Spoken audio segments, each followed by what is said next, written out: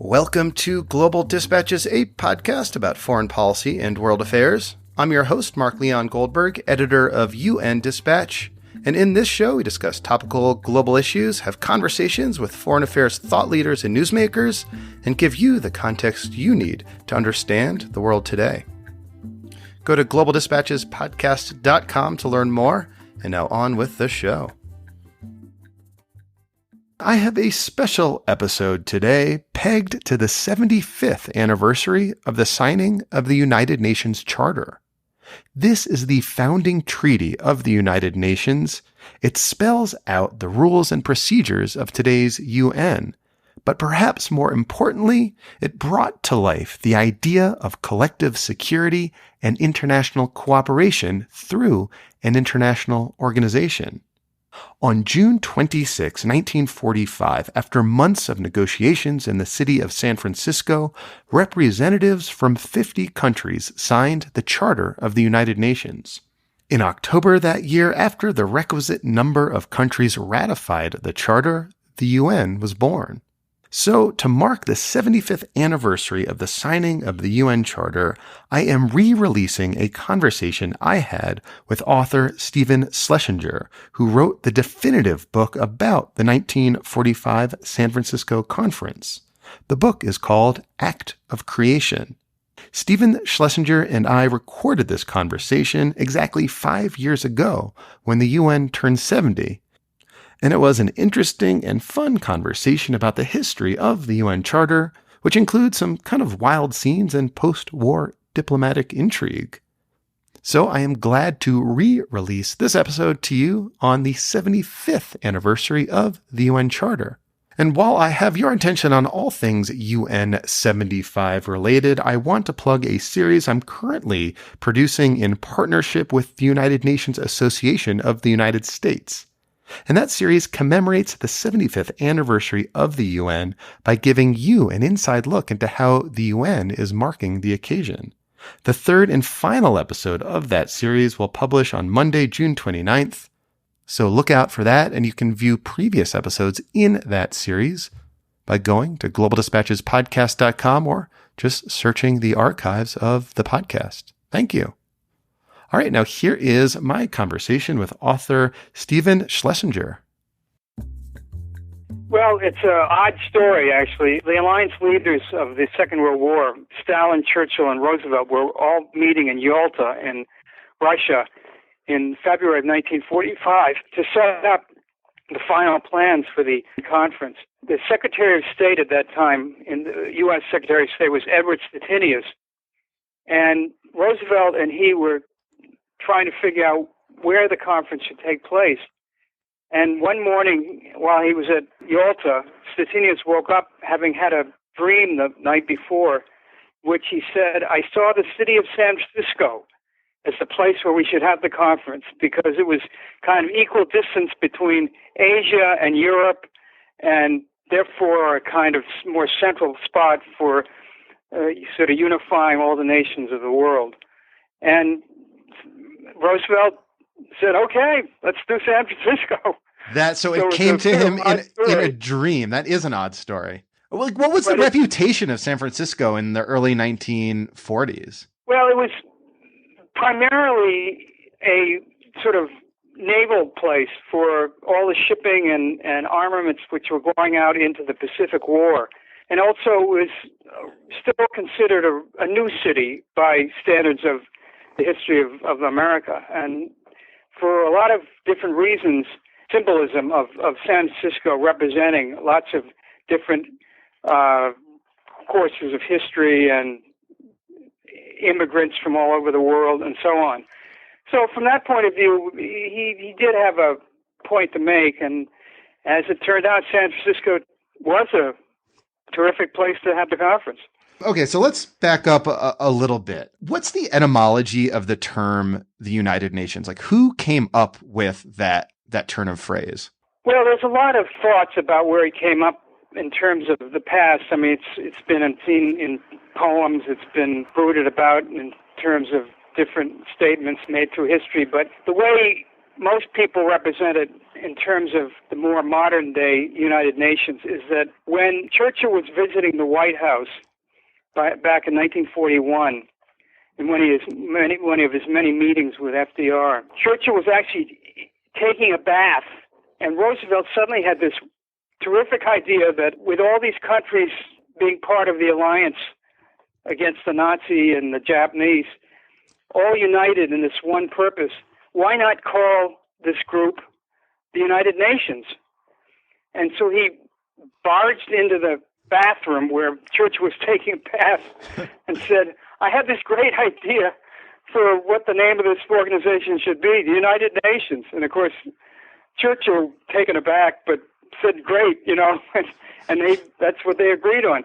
Now, whether this story is true or not, it certainly gives a lot of sense of the enthusiasm that Roosevelt had for the idea of a universal security organization, so much that he was unbridled in his enthusiasm and was willing to risk embarrassing his biggest partner, Winston Churchill, to tell him about it. So it's an apocryphal tale, I suppose. There may be some truth to it, but it may not have happened the way people have described it.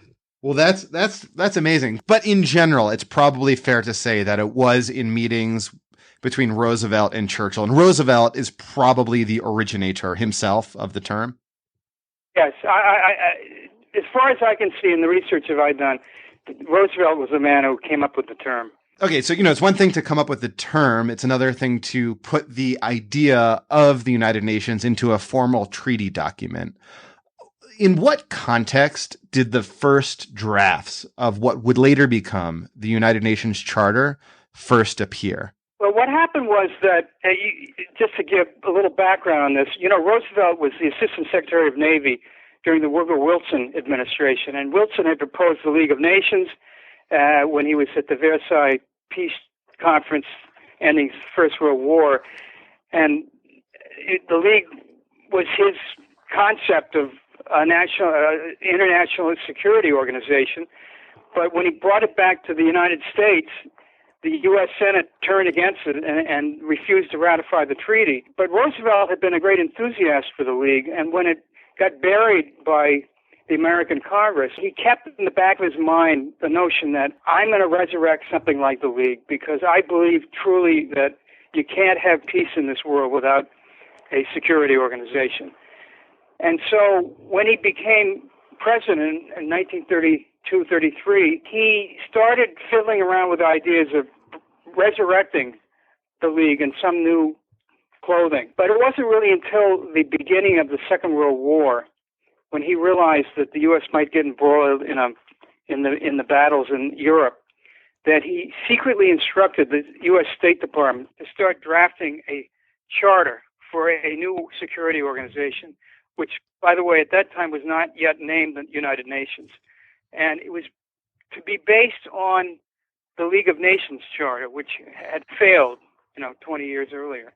But the feeling was that the way the new organization would be formed, it would eliminate the weaknesses of the League and create a much stronger security organization that would pass the test in the U.S. Senate and be ratified by Congress. So the idea was focused on probably winning over the Republicans in the Senate at the time more than anything else. Absolutely.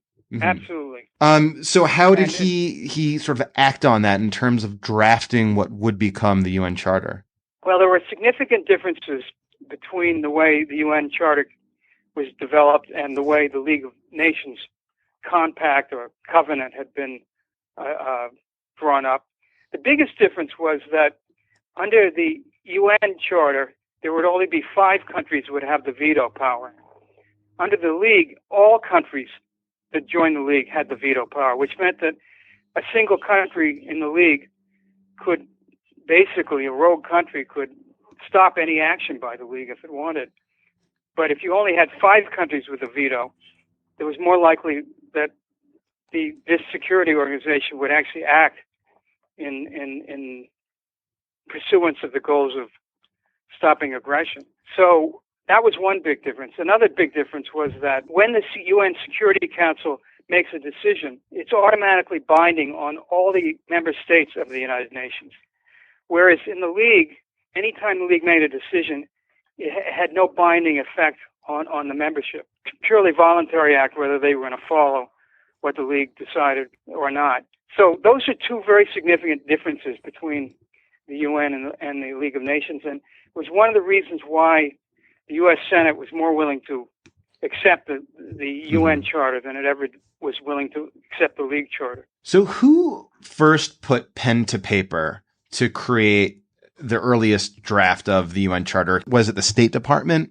And who in the State Department started drafting it? There was a young man named Leo Pazvolsky, who was a son of Russian immigrants, who really was the power behind the throne in terms of drafting the document. What's his background? Is he Jewish? He was Jewish. Mm-hmm. And he was somebody who had been in the State Department for many years and had risen in the ranks because he was considered such a brilliant young man. And he became the person who nobody really knew, but in fact was the author of most of the most important parts of the UN Charter. Fascinating. That is not a name I have ever heard before. No, most people haven't. But it's in my book. Okay. Well, everyone's going to read your book after listening to this interview, I suspect. I know I will. I can't believe I haven't read it. It came out in 2005, right? 2003. 2003. So that was just like right before I was getting into covering the UN, but I need to go back and read it for sure. Especially in preparation of the San Francisco conference. So, the draft of this charter is floating around, I suppose, at places like the Dumbarton Oaks Conference in Washington, D.C. is probably the first place it got an international hearing and other countries started to see it. Yeah, see, what happened was that Roosevelt had to first convince his two top allies, Winston Churchill and Joseph Stalin, about this idea of an international security organization. Churchill was kind of reserved about the whole idea. He would have preferred that there be regional organizations to run different parts of the world rather than one central universal organization. Stalin was openly opposed to the whole idea. He really wanted Great Britain, the Soviet Union, the United States to be the policemen of the world, and he had no interest in including any other nation. So it was incumbent on Roosevelt, if he wanted this entity to come into being, to convince those two guys to get on board. And so he spent the first 2 or 3 years of the Second World War bringing them into various conferences and eventually persuading them to support this idea. And from then on, they all agreed to have a drafting conference at some place in Washington called Dumbarton Oaks, which is in a rather splendid estate in the capital city. And he brought there the three countries as well as China, because Roosevelt regarded China as an emerging power that should be part of any permanent membership of the UN. And so those four powers got together and basically used the State Department draft of a charter on which to make amendments, changes, suggestions, and so on. And then once that was done at Dumbarton Oaks, that document was taken to San Francisco in the spring of 1945 and was used to bring in all the thoughts of the other 50 nations out there who were going to make the final ratification of the document. And how changes were made out there.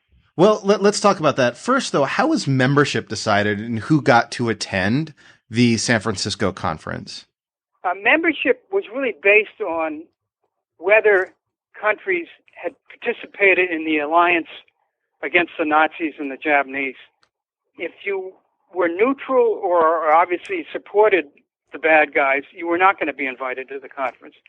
So admissions was pretty straightforward, but it caused problems once the conference opened because the Latin countries insisted that Argentina be admitted to the conference. Argentina had been a kind of pro-Nazi country in South America, and the Russians vociferously objected to the admission of Argentina because of its blemish in the past. So that became a real sticking point when the conference opened. And eventually, Argentina was admitted over the Soviet Union's objections. And the question was whether the Soviet Union would leave the conference out of disgust for what had happened. And eventually, they didn't. They decided to stay. One of my understandings that in sort of deciding membership early on was that the Soviet Union wanted to include a number of its satellite states as founding members, whereas the United States disagreed. Is that right? Yeah, one of the things that came out in Dunbar and Oaks is that the Soviets demanded that all 16 of its constituent states be automatically accorded membership in the UN, so that the Soviet Union would go into the organization with 16 committed votes for whatever subject they were concerned about. The U.S., Great Britain, both opposed this idea on the notion that these countries should be constituent countries of the Soviet Union should be monitored and determined on their individual characteristics, not on what the Soviet Union had decided.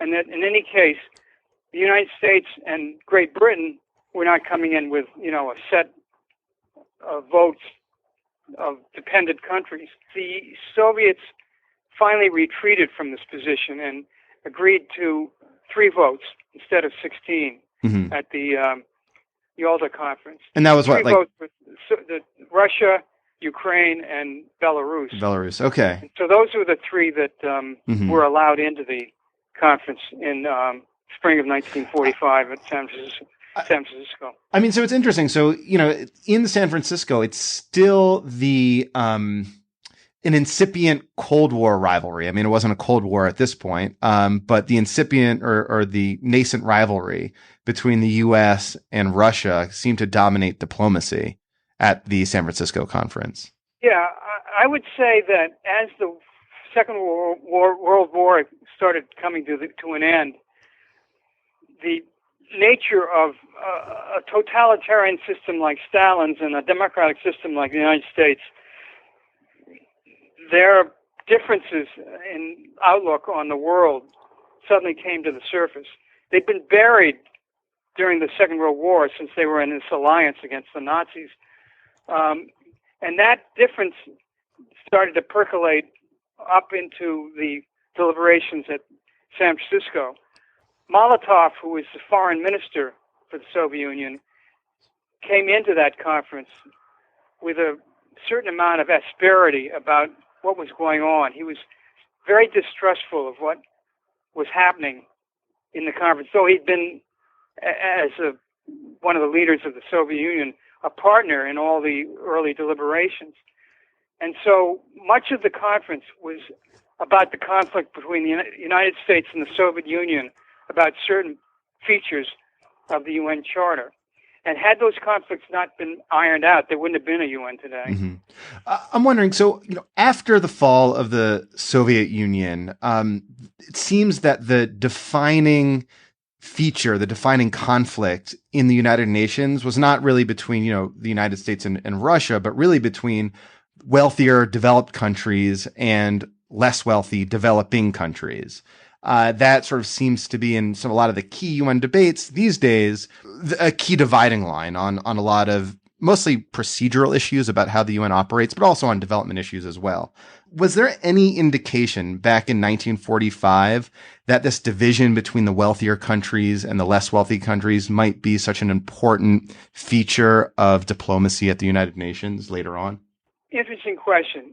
In fact, the real fight between the smaller countries or less developed countries and the big powers in 1945 at the San Francisco conference was over the issue of the veto power, because only the 5 countries had the veto power. Those are the sponsoring powers at the UN. And the rest of the membership had no veto power. In a way, that prefigured the divide between developed countries of today and underdeveloped countries of today, because it was basically the most powerful nations on earth versus the poorer ones. It played out over the issue of the veto in 1945, but it recurred in the issue of development and economic aid and distribution of wealth in the ensuing years. So, yeah, I think there was an echo back in the fiscal conference. Was this discomfort with the veto by the majority countries alleviated in some way by devolving some powers and responsibilities to the General Assembly, where there's no veto and every country has a vote, regardless of its size? Yes, to a certain extent. In a way, the division between the Security Council with its 5 veto countries and the General Assembly with everybody having a single vote, whether it be a small island nation or a big country like the United States, was reflective of Roosevelt's whole approach to the notion of a new security body, which was that his realism about foreign policy was reflected in the makeup of the Security Council, so that big powers had the big responsibility and authority. And his idealism was reflected in the General Assembly, where every country had a single vote. And to that extent, the smaller countries felt, at least, okay, we do have a role here, even though it's not the one we want.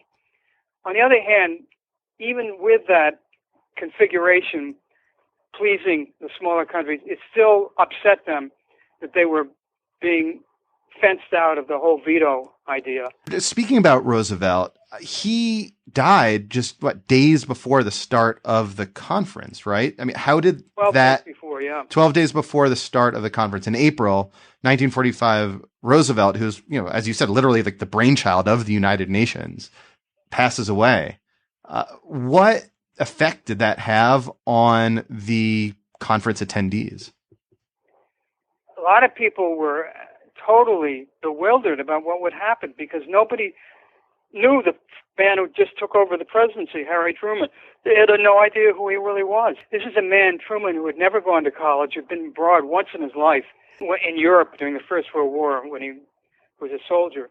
But it turns out that Truman, hidden away, was a great internationalist, and in fact had always followed faithfully all the differences in the world community and how historical forces have what kind of role they play in determining the fate of nations and so on. This had become something he'd learned on his own. So his first decision as president was to instruct that the San Francisco conference go forward.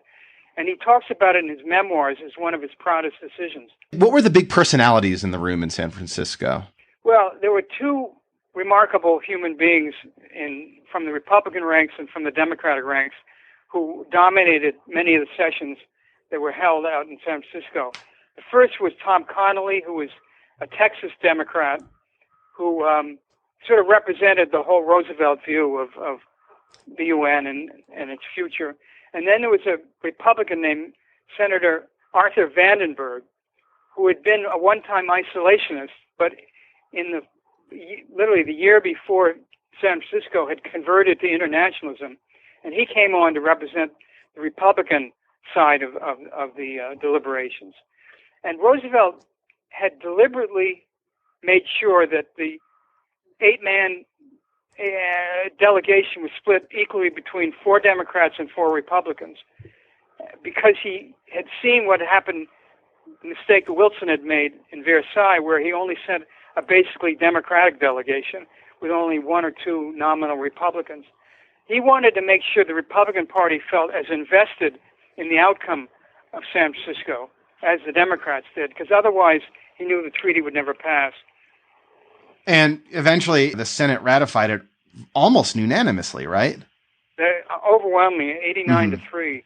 Something that would be unheard of these days. Unheard of. Yeah. Frankly, it was a unique moment in world history to have done the UN meeting at that particular time. Had it been any earlier or any later, I don't think the UN would have ever come into being.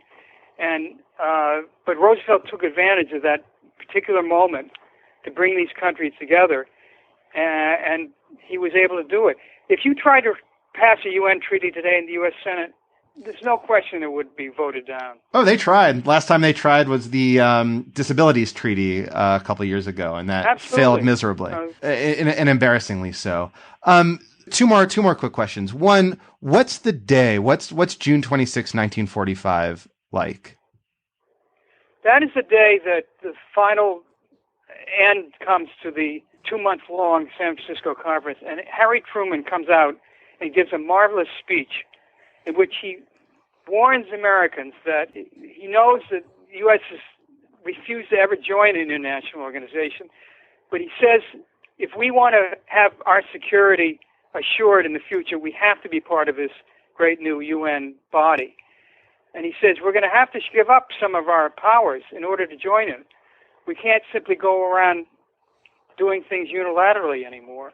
But in exchange for that, we're going to get much more security in the future and the possibility of ruling out any future world war. And it's a quite brilliant speech that he gives, but it had to be because he knew he had to persuade the American people that this was absolutely essential to our future, and he wanted to make sure that the U.S. Senate heard that from the populace so that they would pass the treaty. I guess these days, international relations scholars call that concept strategic restraint, right? The idea that as the victor of World War II, you're not just going to run roughshod over anyone, but you can prolong your status as a premier power in the world by submitting to a few rules and regulations. Exactly, and that was the more sophisticated view that eventually the American government finally adopted after many years of refusing to join anything internationally and kind of retreating to its own borders and remaining isolationist. Well, Stephen, thank you so much for your time. I encourage everyone to read your book. Obviously, they will after hearing this. Great stories. Just thank you. This was great. Well, I appreciate you having me on. All right. Thank you all for listening. Thank you again to Stephen. That was great. And I do recommend his book, which really does bring to life some of the scenes that led to the creation of the United Nations today. So thank you. All right. We'll see you all next time. Bye.